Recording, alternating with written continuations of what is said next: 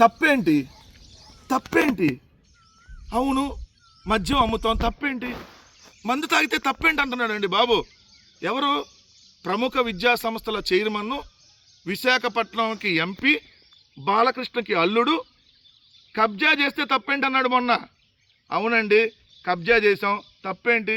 ప్రభుత్వం దగ్గర మళ్ళీ డైరెక్ట్గా లీగల్గా తీసుకున్నాం కబ్జా చేసి. ఇప్పుడు ఏమంటున్నాడు చూడండి, బీచ్లో మద్యం పెడితే తప్పేంటి?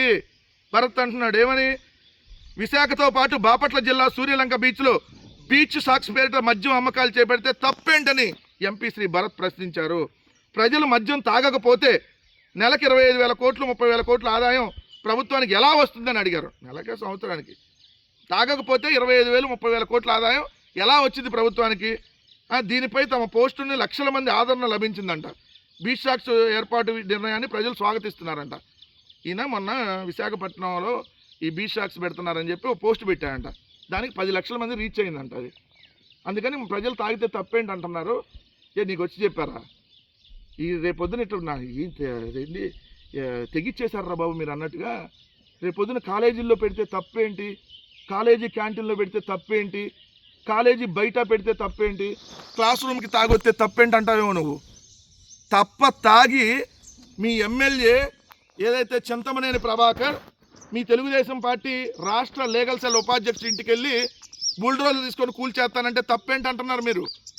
ఇట్లానే బీచ్లో మద్యం అమ్మితే తప్పేంటంట. అంతేలే, గుడి వైన్స్ బడి వైన్స్ పేర్లతోనే వైన్ షాపులు నడుపుతున్నటువంటి మీకు ఇది తప్పేంటనే అంటారు. సరే, ప్రభుత్వానికి ఆదాయం వస్తుంది కదా, తప్పేంటి అంటున్నాం.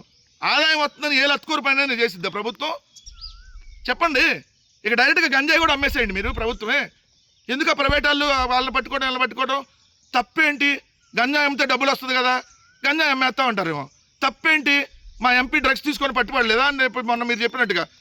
అదొక ఆర్ట్ అండి, అది తీసుకుంటారండి. ఏం డ్రగ్స్ తీసుకున్నంత మాత్రాన పార్టీ నుంచి ఎంపీని సస్పెండ్ చేసేస్తారా? పక్కన పెట్టుకోండి. ఇప్పుడు చంద్రబాబు నాయుడు గారు ఏదైతే ఊరెక్కట్లేదా? రేపొద్దున ఇప్పుడు మద్యం తాగితే తప్పేంటి అని అంటున్నప్పుడు రేపొద్దున డ్రగ్స్ తీసుకుంటే తప్పేంటి? గంజాయి తీసుకుంటే తప్పేంటి?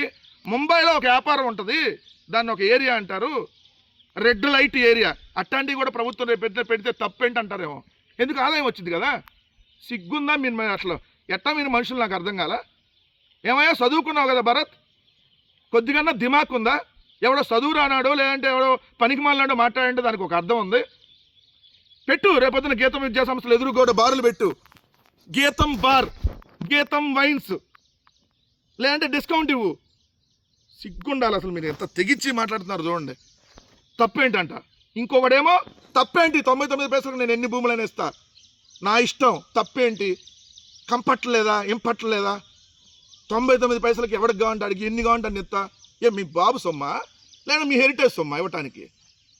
ఈ రాష్ట్రంలో రోడ్లు ప్రైవేటీకరణ చేస్తే తప్పేంటంటాడు ఒకడు మెడికల్ కాలేజీలో 100 రూపాయలకి ఇస్తే తప్పేంటంటాడు.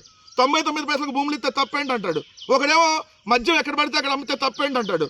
అవునండి, బెల్ట్ షాపులు అందుబాటులోకి తెచ్చాము, వాళ్ళు వైన్ షాప్ దాకా వెళ్ళలేకపోతున్నారు, తాగి అంత దూరం వెళ్ళలేకపోతున్నారు, వెళ్ళేదారులు యాక్సిడెంట్లు అవుతున్నాయి, అదే ఇంటి పక్కన పెడితే వాళ్ళకి ఈజీగా ఉంటుందని చెప్పి పక్కనే బెల్ట్ షాపులు పెట్టాం, తప్పేంటి అంటున్నారు. అసలు ఇట్లాంటి దాన్ని ఏం చేయాలో ప్రజలు మీరే నిర్ణయించండి. ఇంకోటి, పర్యావరణవేత్తలు ఇంట్లో కాకుండా చెట్ల వద్ద జీవిస్తారా? గూగుల్ డేటా సెంటర్ ఏర్పాటుపై దుష్ప్రచారం చేయటం పర్యావరణవేత్తలు కొత్తగా పుట్టుకొస్తున్నారంట. అదే బొలిశెట్టి సత్యనారాయణ గారు ఎక్స్ జనసేన లీడర్, ఆయన ఉద్దేశించి అన్నట్టుగా ఉంది ఇది. మరి ఆయన రియాక్ట్ అయితే దాని మీద బాగుంటుంది. వైసీపీ హయాంలో నెలకి 25,000 కోట్ల నుంచి 30,000 కోట్ల కూడా మద్యం అమ్మకాల ద్వారా వచ్చిందని, ప్రజలు మద్యం తాగుతున్నారు కాబట్టి ఇంత ఆదాయం వస్తుందని, అందుకని ఇంకా తాగిపిస్తే ఇంకా ఎక్కువ ఆదాయం వచ్చిందని లత్కూరు పనులు చేసినా చాలా వస్తాయి వ్యాపారం. అందుకని లత్కూరు పనులు చేసేస్తుంది ప్రభుత్వం. ఇంకా ఒక్క వ్యాపారం ఎట్లా ప్రజెంట్, ఇక దాన్ని కూడా పెడితే సార్థకత అయిపోయింది మొత్తం ఈ రాష్ట్రానికి. ఎంత బరి తెగించారో ఒకసారి ప్రజలు గమనించమని చెప్తా ఉన్నా ప్రజల్ని. తప్పేంటి అంటున్నారు. రేపొద్దున అవును అదే బీచ్లో అవునండి తాగి ఎవరన్నా ఏదైనా అమ్మాయిలను ఇంకొకరినో ఏదన్నా లైంగిక వేధింపులు గురి చేస్తారు. రేపొద్దున అప్పుడు కూడా తప్పేంటని అంటావా మిస్టర్ భారత్?